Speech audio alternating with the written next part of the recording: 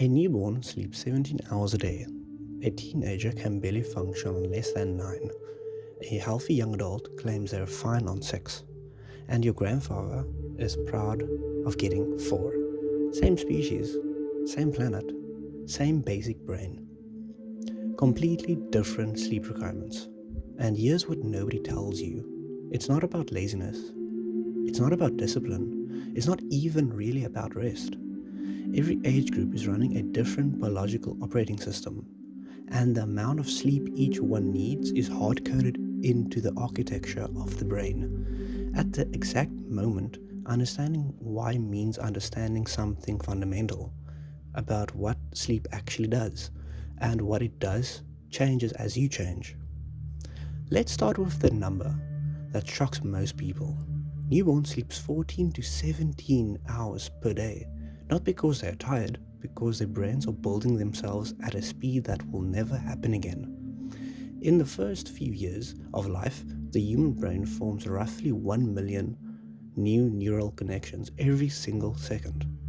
Synaptogenesis, the process of wiring a brain, is metabolically expensive. It burns through glucose at a rate no adult brain can match, and sleep is when most of all of that construction happens. During slow wave sleep, the deepest stage growth hormone floods the system. Neural connections that were tested during wakefulness are either strengthened or pruned. A baby isn't resting when it sleeps, it's assembling a mind.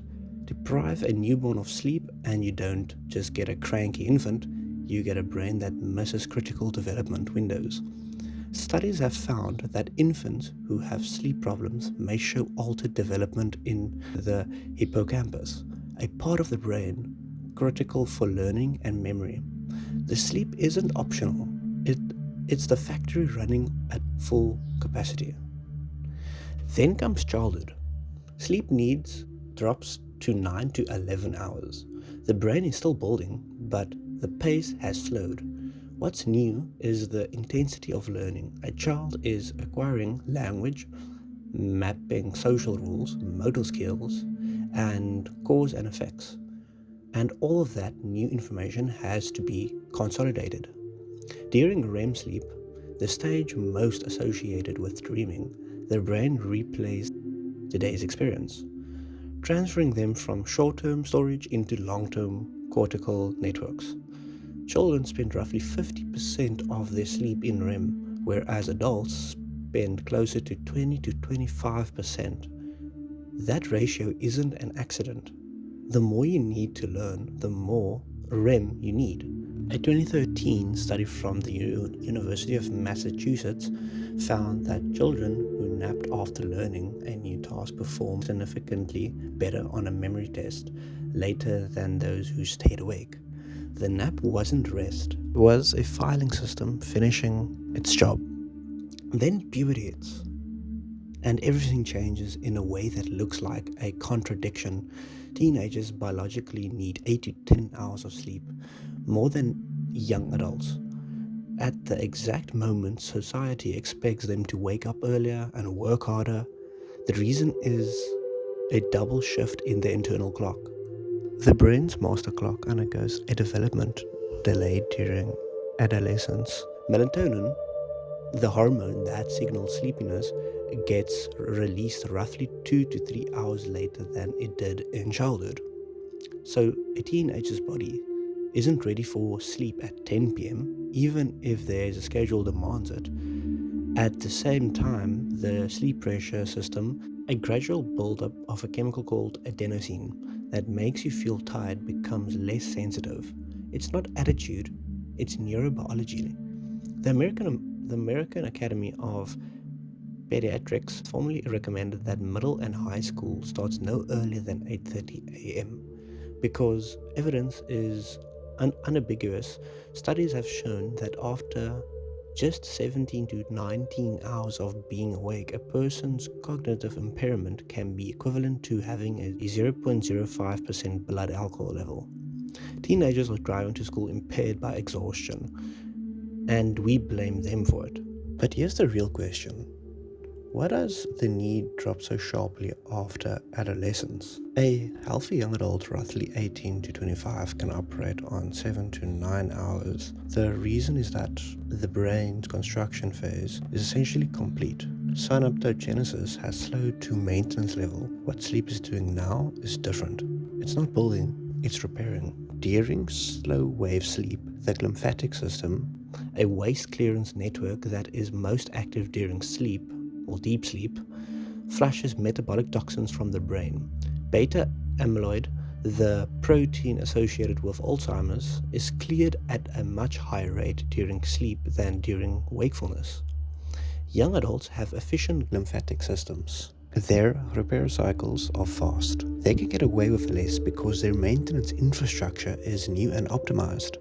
But get away with is the operator phrase. While one specific study linking 6-hour sleepers to an 11% increase in high blood pressure couldn't be verified, the principle of sleep debt remains. Their bodies aren't failing yet, but the debt is being recorded. Then comes the middle phase. Adults 26 to 64 are told they need 7 to 9 hours, but reality is more complicated. Sleep architecture begins shifting. Deep restorative slow wave sleep starts to decline, but with some research suggesting it drops around the 5th decade of life.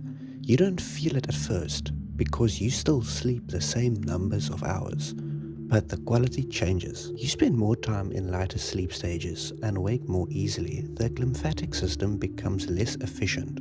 The repair takes longer. So a 45-year-old sleeping 7 hours may be getting a less restorative value than a 25-year-old got from 6. The body sometimes compensates by fragmenting sleep. You might wake up at 3 a.m. and think something's wrong. In fact, biphasic sleep, a split pattern with a wakeful period in the middle of the night, was the human norm for most of history. Your body isn't broken, it's returning to an older rhythm because the single block of deep sleep is no longer as physically accessible. And then the old age. Adults over 65 are often said to need 7 to 8 hours, but men report sleeping far less. The reason is not that they need less sleep, it's that their brains can no longer produce it as effectively. The suprachiasmatic nucleus, that master clock, can degrade with age. Melatonin production drops significantly compared to young adulthood. The result is not less need, but less ability to meet the need. Older adults wake more frequently, their sleep is shallower, and they get less slow wave sleep and less REM. Studies have found that short sleep duration in healthy older adults is associated with greater age-related brain atrophy. They aren't fine, they have adapted to a deficit that is slowly eroding them. The pride some older people take sleeping 4 hours is, biologically speaking, like being proud that their car gets worse gas mileage. It's not efficiency, it's degradation. Sleep need doesn't just vary by age, it varies by what the brain is trying to accomplish at that age. A baby's brain is an open construction site. A teenager's is rewiring for social complexity. A young adult is maintaining peak performance. An older adult is defending against decline. Each phase requires different sleep profile because each phase is doing different work. You can't judge a baby's 17 hours by an adult standards any more than you can judge an adult's 6 hours by a teenager's. They are different biology currencies. Here's what makes this genuinely uncomfortable. We have built a society that ignores all of this. We start school at 7:30 a.m. for teenagers whose brains are screaming for sleep. We celebrate young adults who pull all-nighters as if their resilience is virtue rather than debt. We dismiss older adults who nap as lazy when napping may be their brain's last available strategy for capturing the sleep it's being denied at night. The glymphatic system doesn't care about your schedule. The suprachiasmatic nucleus doesn't read your to-do list. The synaptogenesis doesn't pause because you have an exam. Every age is running its own program, and the sleep it demands is the price of admission for the brain that age is trying to build, maintain, or defend. What have you noticed about your own sleeping patterns as you have gotten older? If you made it this far in the video, please leave a like and a subscribe. It will really help the channel out, pushing it out to the rest of the world. If you want to unlock more of your brain secrets and any other deep dives or any other videos, what you wish to see, please leave your suggestions in the comments below. See you in the next one.